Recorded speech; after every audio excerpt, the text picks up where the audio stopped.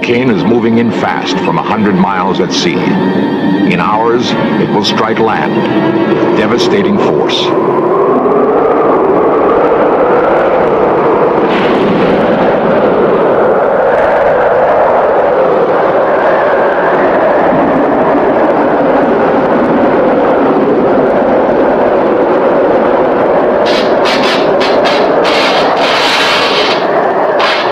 In the face of a hurricane's fury, we are left completely helpless.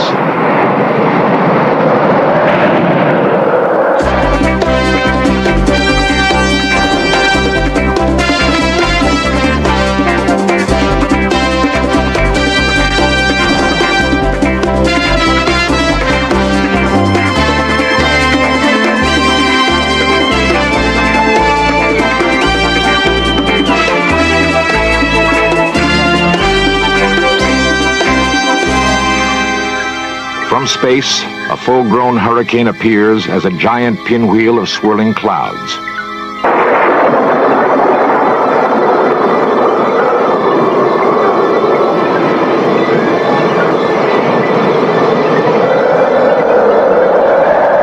On Earth, they are the most violent and frightening of all nature's storms.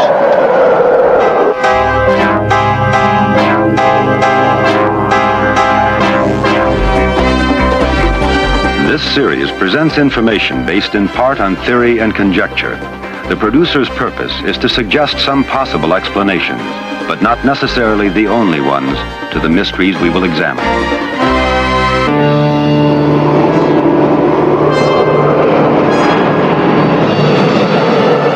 Since the 1930s, the daring work of newsreel cameramen has allowed us to glimpse the violent power of hurricanes.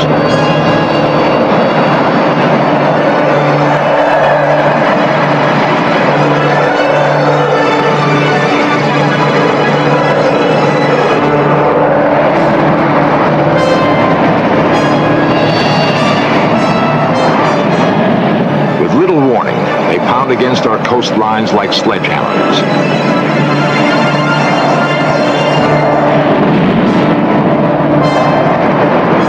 In their unpredictable rage, they lash against anything that stands in their way. The destruction to property is enormous. Their toll in human lives is massive.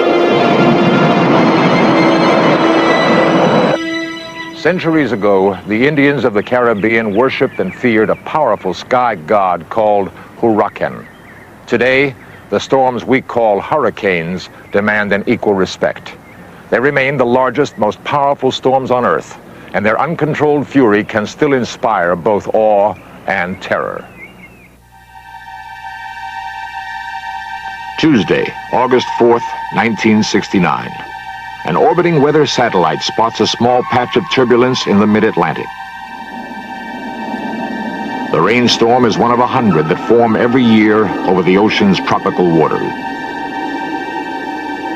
The warm sea creates funnels of air that billow up thousands of feet.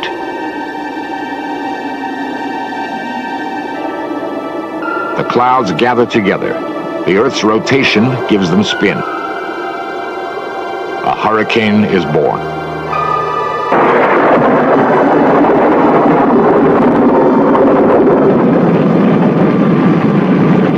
On Thursday, August 13th, a team of Navy hurricane hunters flies directly into the storm. Hotspot on.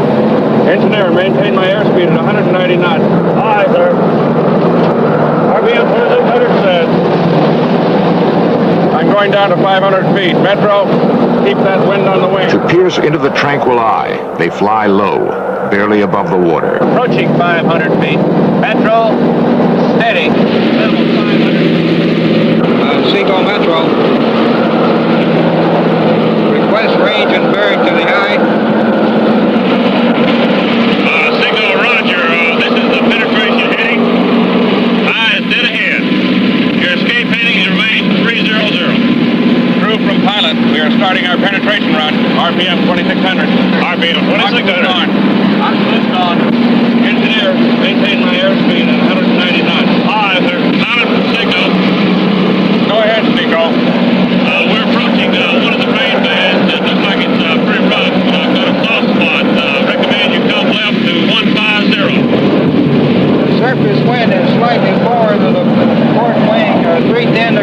120 knots. Pressure is dropping rapidly. I read 310 to 120 knots down there. Well, that was a rough one. Finally, in the eye, instruments measure the hurricane's strength and gauge its size and speed. Pressure, temperature, and wind eye. The early indications are alarming. It is a big storm and still growing. For more than a week, the storm churns across the Atlantic and into the Caribbean Sea. There she lingers, gathering strength. Her final path still unknown. The third hurricane of the season, she is named Camille. A hurricane watch goes up along the entire Gulf Coast. No one knows yet exactly where Camille will strike, but in harbors and marinas everywhere, boaters prepare for the worst.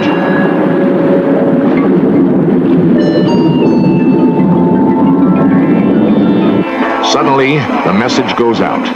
Camille has made her move. She's heading directly for the Mississippi coast. Sunday, August 16th. Advanced winds hit the coastline. Everywhere, people start boarding up. More than 50,000 people take the advice to leave, to evacuate upstate and find safety inland.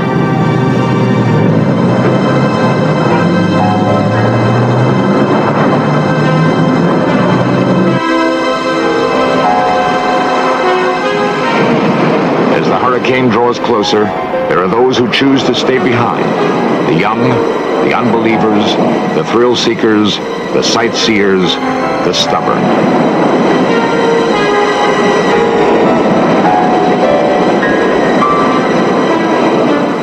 By afternoon, the winds begin to roar. Camille is churning dangerously close.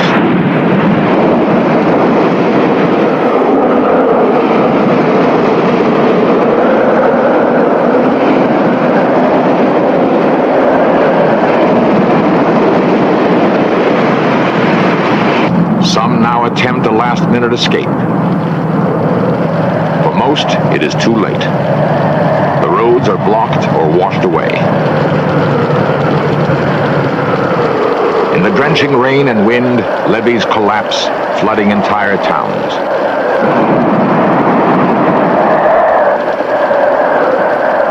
At dusk, the full force of the storm reaches Mississippi. Wind velocity hits 200 miles per hour.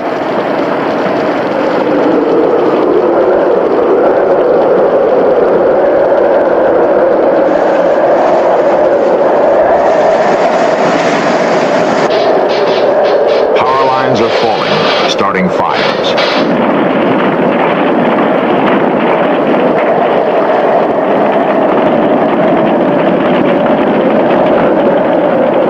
Tornadoes spin off randomly, blowing homes to bits.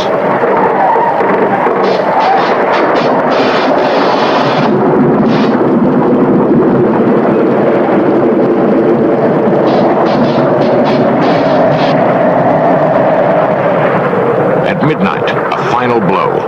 A 30-foot tidal surge smashes the coast.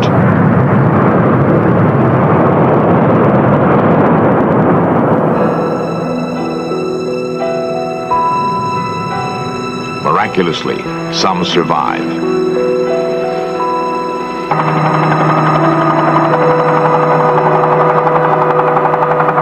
By morning, it is over. The coastline is in shambles. Entire towns are wiped away.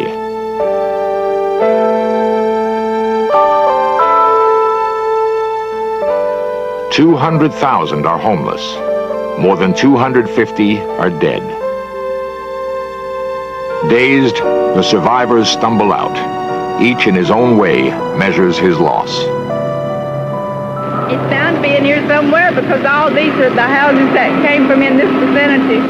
They're all right in here in this neighborhood. But mine was right on the corner and I don't even see it. Yonder!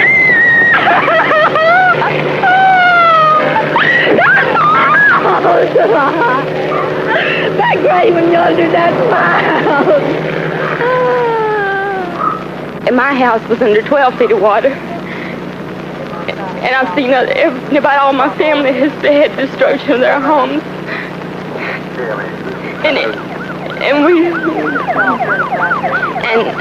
I hope I never see nothing like this again. I'm mighty young, but it takes this hard blow.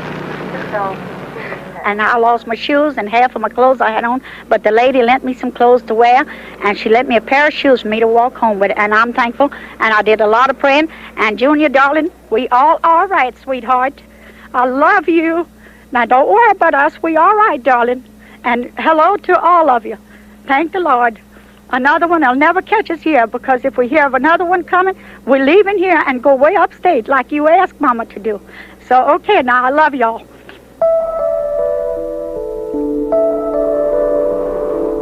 In its sheer destructive intensity, no storm in recorded history has matched Camille.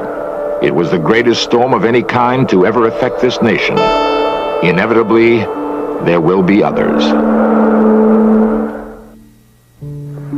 Miami, 1965. The early winds of a coming storm offered some residents an opportunity to play.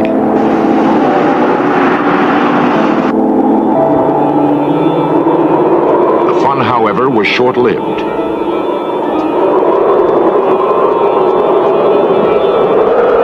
Roaring quickly toward the coast was a hurricane named Betsy. It was the first to threaten eastern Florida in several years.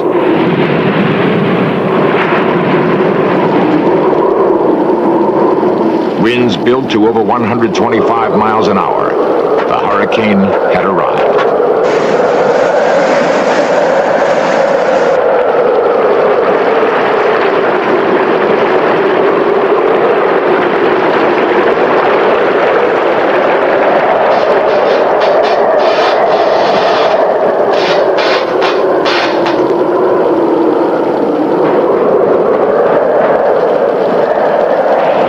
The storm pushed tons of water into Miami Beach. The ground floors of houses and hotels turned into rivers and pools.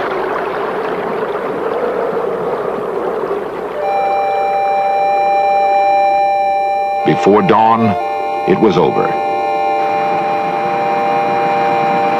A freighter had been tossed onto the beach, but altogether, Miami was lucky.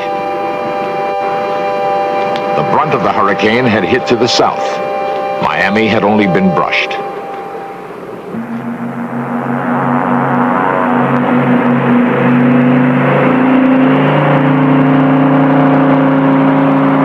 Today, weather scientists use flying laboratories to study hurricanes for their working secrets. A gust probe measures the atmosphere a split second ahead of the plane. Elaborate sensor and data systems record air motion, temperature, and humidity. Linked to airborne computers, the information can be instantly analyzed.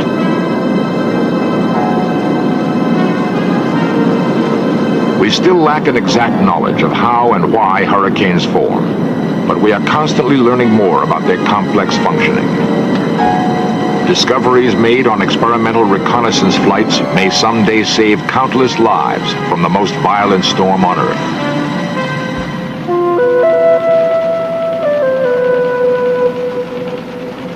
At the National Hurricane Center in Miami, weathermen keep constant track of storms that may reach our coasts.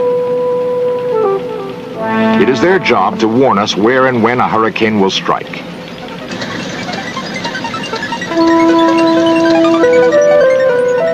A huge coastal radar net is but one part of the center's hurricane detection and early warning system. A flow of weather data from satellites, ships, and remote ocean buoys is instantly analyzed for potential danger.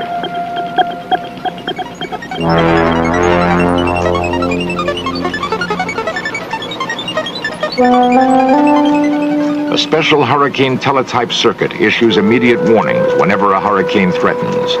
Sudden changes in a storm's path are reported at once to those in danger.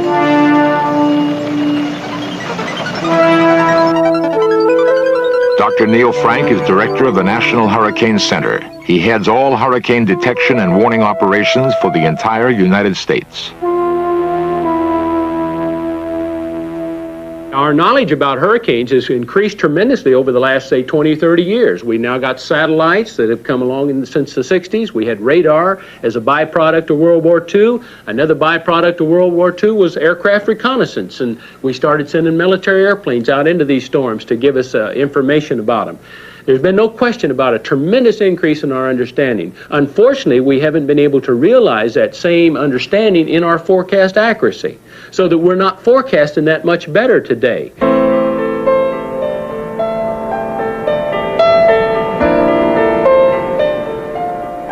Miami Beach, a comfortable place in the sun that in recent years, like the rest of the coastline, has attracted large numbers of new residents.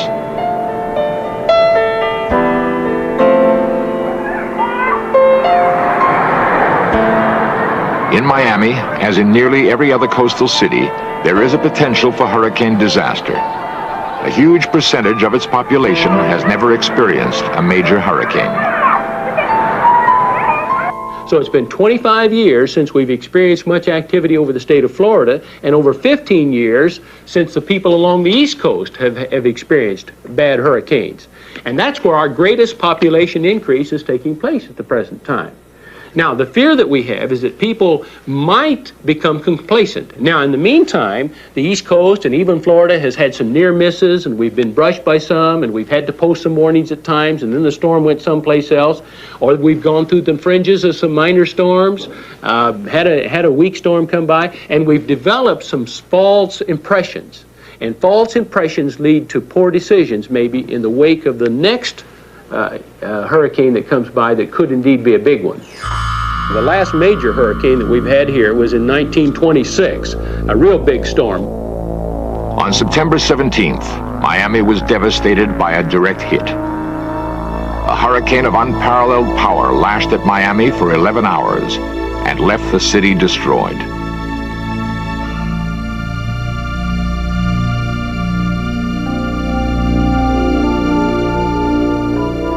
Based on the damage that Miami suffered in 1926, Dr. Frank has made a projection of what would happen if such a storm struck again. Here on Key Biscayne, the large hotels and condominiums will quickly flood to the second floor. Any structures not built on pilings will be in danger of collapse. As the hurricane sweeps in, the rest of Key Biscayne will go completely underwater. Most smaller dwellings will be flooded or submerged under the churning storm. People who do not evacuate in time will have little chance for survival.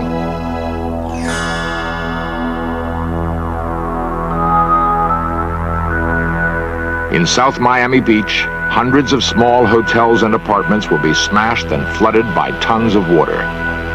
The buildings are occupied mainly by the aged and retired. It is doubtful that everyone could be evacuated.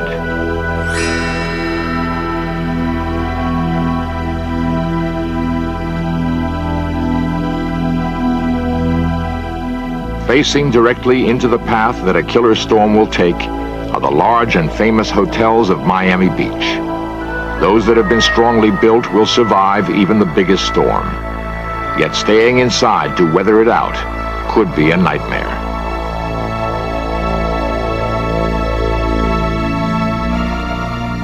Water from the huge tidal surge will blast through the ground floors, tearing out walls and stairways. Power will be cut off, leaving those inside trapped in darkness on the upper floors. People with medical problems will be left helpless.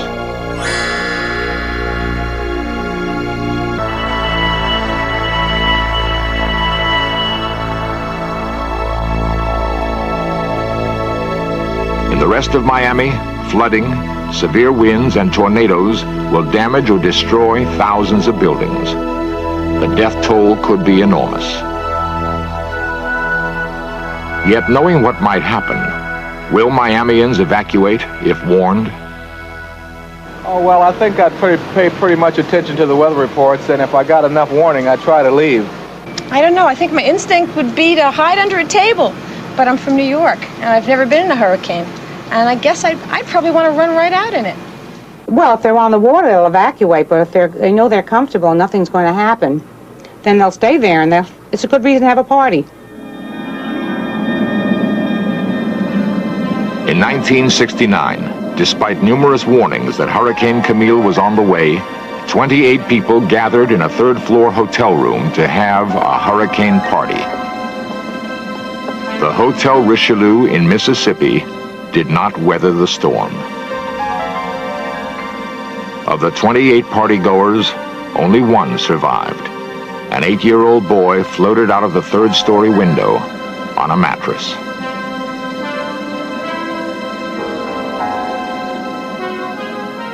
Camille in 1969, a Category 5 type storm, taught them some very bitter lessons. I hope it doesn't take that kind of a storm to teach the rest of us who live along the coastline those same kind of lessons. You know, an old philosopher once said that those who ignore history are condemned to relive it. I like that word, condemned. And there's no reason today why we should have to experience those same kind of bitter lessons. There's a lot of hurricane history around, and if we'll take the time, we can learn those lessons and not have to go through those same kind of experiences.